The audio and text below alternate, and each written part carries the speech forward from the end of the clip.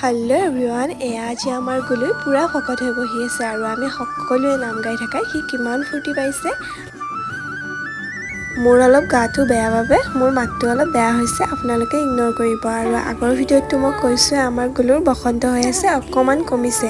এয়া 3 দিনৰ দিলে আমি ঠগি পৰাই দিছোঁ আৰু সকলোৱে এনেই বহি থকাতকৈ আমাৰ বোলো আম আছিল, সেইকাৰণে মায়ে আম ওলাই দিছে। এয়া ধুনীয়াকৈ আইতাই কাটিও আছে আৰু এয়া গলুৰ হাঁহি দেখিছেনে।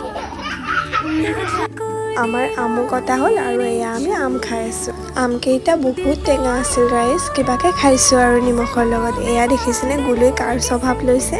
দেউতা আৰু মই এনেকৈ ভাতৰ কাষত লৈ নিমখ খাওঁ যে, সিও আমাক দেখি দেখি পূৰা শিকি গৈছে। এনেকৈ নিমখ দেখি সি মানে ৰ'বই নোৱাৰে।